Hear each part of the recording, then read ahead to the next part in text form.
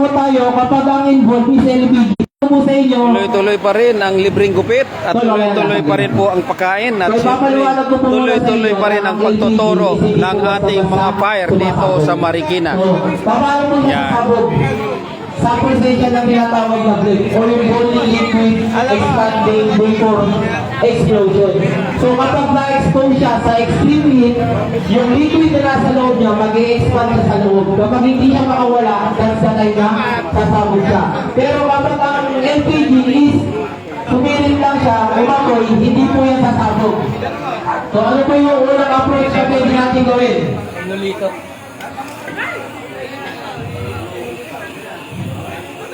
So una-una, huwag tayo mag-panic, no?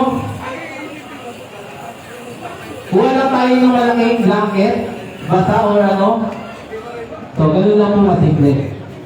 Or kung hindi pa naman po ganun matagal, pwede natin basta patayin lang siya. Okay po?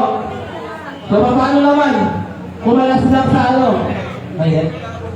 Tubig. Sino ko matubig?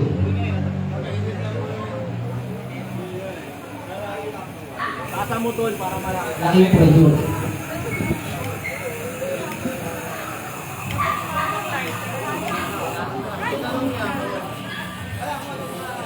So paano naman, pwede naman yung, pwede basta patayin mo lang siya kung sakaling hindi ganun yung pakatagal yung pangyayari. O kaya hatawin yung pinaka-ulo. Kapala ko lang, medyo tumatama lang sa meron. Yan.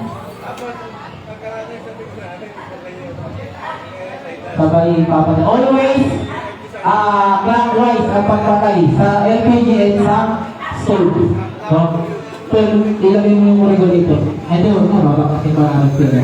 Kapag halimbawa naman po, nakasaksak siya sa sa regulator, dito po sa ibang class, kasi hindi ano siya eh, dito sa ino. Kaya po natin, pwede, ang gagawin lang po natin sa kanya, baliin natin yung hose, no?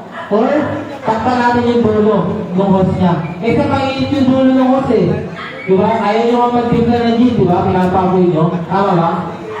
Ilang beses nyo pa pinapapoy, alog, sinde. Tama ba? So yun, tatakpan lang natin yung dulo. Pero paano naman po namin i-check kung may yung LPG natin? So kuha lang po tayo ng sponge at saka dishwashing liquid. Pahiran lang po natin yung buong body and yung ilalim ng LPG and then yung mga hose. So kapag bumula siya, ibig sabihin may leak siya. So, pero paano naman po, galing kami sa labas. Pag pasok namin sa bahay namin, naaboy namin, ano mo yung gas? Ano po gagawin namin? Una-una, huwag na po tayo gumamit, huwag na po natin pakailaman yung mga electrical natin sa bahay. Huwag tayo mag-switch ng ilaw or mag-switch off. I-assist lang natin siya. So, buksan lang natin yung mga bintana natin, mga pinto, para mag-evaporate yung gas na nasa loob. And then, i-check natin yung LPG natin, kung bukas, patayin natin, ilabas natin, ikawag natin sa bumbero o sa ating supplier. Okay po? So next, susubukan naman natin kapag nagluluto tayo sa bahay. So, tapos biglang nasunog yung habang nagluluto tayo, nagkaroon ng sunog.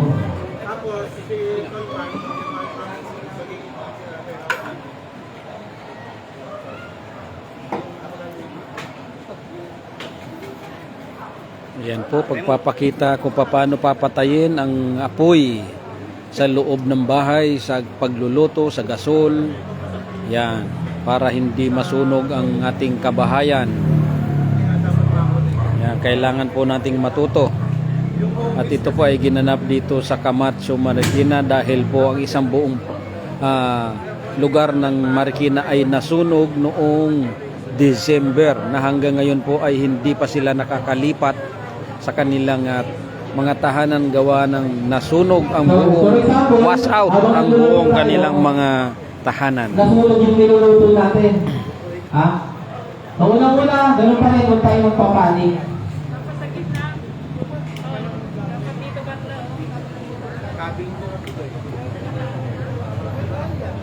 Wala ka naman sa tawag, di ba?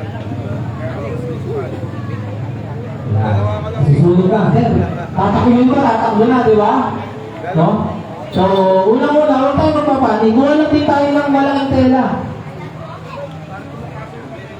Kunin ng kumot, blanket, or tuwalya. O kaya panakip. Kaya? Hindi kaya. So, yung pinaka mismong kahit lang na. Hindi na lang. Or, pwede pa rin tayo gumamit ng tela malaki na basa.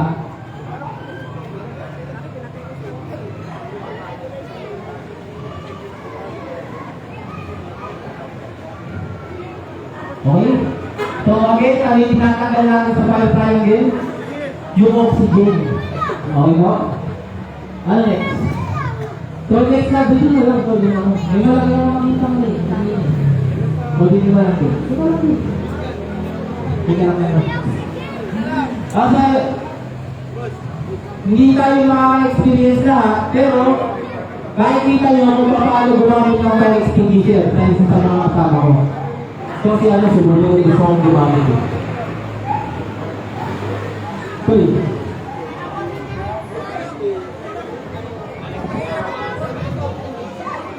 So again, pitas, diba? Use the pin. Next, pull the pin. Next, the letter A, aim the nozzle at the base of the wire.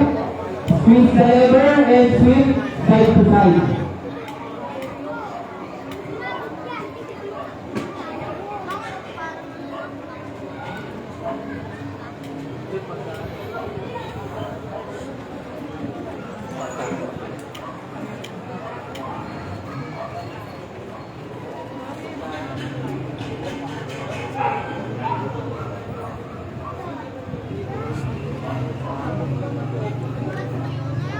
Ayan, hindi po sila handa para masunog yung susunugin. At ngayon po sila hirap na hirap para sunugin ang nasusunog. Yan.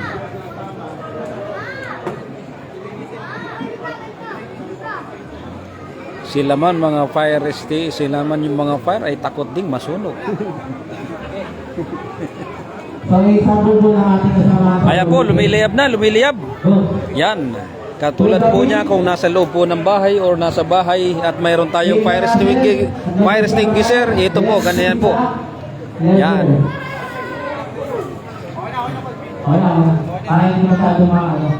Meron pa. Isa likod ko. Ayan po ay mayroon pa. At hindi kaya ayan o. At nilapitan para talagang mamatay. Yan. Yung laman po ng fire extinguisher ay kulay dilaw. Mayroon po yan dalawang klase, dilaw at puti. Yan.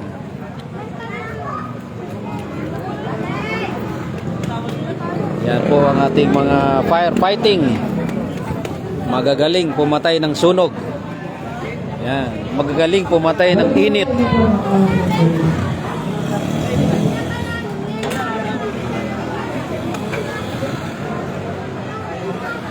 Yan. Ito po ay ginanap dito sa Kamatsu Civic Center. Dahil dito po nakalagi yung ating mga kababayan dito sa Kamatsu, Marikina na nasunugan noong December na hanggang ngayon po ay hindi pa sila na ililipat gawa ng wala pang mga tayong mga bahay doon sa kanilang mga nasunugan. At kaya ang ginagawa po ng ating mga the Fraternal Order of Eagle, Philippine Eagle, sama-sama ang ating dalawang region, ating region Governor CLR 39 at Region Governor CRR 121. Yan, si Kuya Domingo Tihada at Kuya Jose Tayamura. Yan, in collaboration po ng maraming clubs katulad po ng Grand Villamor Eagles Club, Overland Region.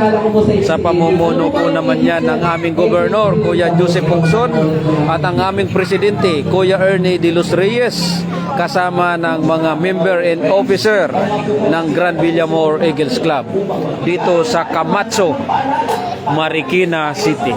Yan. Kanina po, pagdating ay kaninang umaga, umpisa po yung ating feeding program, pagpapakain ng mga goto, ng supas para sa lahat. At yung pagpapakain ng ating mga pananghalian para sa lahat pa rin po yan. Yan, ito po ay yung kanina mula sa Grand Villamor Eagles Club, yung ating feeding program, at ngayon naman ay mula sa Kitchen on the Go. Alright. Kitchen on the Go ng Marikina Masigasig Bagwis Lady Eagles Club. Yan. At ang ating pong community outreach ay construction materials. Donation po yan ng lahat ng clubs at governor, mula kay Kuya Governor CLR 39 Kuya Domingo Tihada, at Kuya Governor Regional Governor NCR 121 Engineer Kuya Jose Tayamura. Yan. At in collaboration po ng Grand Villamor Eagles Club, Overland Region, Marikina City, Masigasig Bagwis Lady Eagles Club, at Mandaragit Elite Equalizer Eagles Club, Mandaragit Elite Region CLR. Yan, XXXX 1X. Shout out kayo dyan. Alright. Yan. At kami po ay nandito pa rin sa mga tabi-tabi. Yan. Si Kuya Gob Tayamura at si Kuya Pres Ernie De Los Reyes ay nag-uusap. Yan ang isang 101 Region Governor, 121 Region Governor, Kuya Jose Tayamura, at Grand Villamor Eagles Club President Kuya Ernie De Los Reyes. Yan. At siyempre po, ang isa sa aming mga kasama, ang aming ate na si Ate Janice Pagatpatan. Hello, ate. Yan. Yan. Andun din po sa kabila yung ating yung isang gobernador, si Kuya Domingo Tihada. Yan, kausap yung mga presidente. Ayan po. Yan, ayun po, habang tuloy-tuloy po yung ating activities. Yan. Kanina po ang dito ay pinarada muna bago ibinaba yung mga construction supplies. Bago ibinaba ay ipinarada muna dito yung 6 na truck na construction materials, katulad ng simento, buhangin, graba, at mga bakal para sa pag-umpisang pagpapatayo ng kanilang mga bahay dito sa mga nasunugan sa kababayan natin dito sa Marikina. Yan. So yun si Edith ha. Para hindi lang si Marites yung kilala natin. So napakadali lang naman, di ba? Gagawa lang tayo ng fire escape lang. Di ba? At least meron tayong secondary exit. Ito po ang Raptor ni Kuya Gob Jose Tayamura at ang kanyang ate. Maganda meron tayong evacuation plan na pinapractice. Lalo pa sa inyo ang kanyang ate ay presidente rin ng Eagle Masigasig Bagwis Eagles Club. So may question po ba sa ginawa natin para sa kanyang green? So kung wala na, hello Kuya Pres, kaway-kaway. Yan. Ang Kuya Pres Ernie po namin ng Grand Villamor Eagles Club. Yan. Ayan, maraming salamat sa ating DOT, Sir Pat.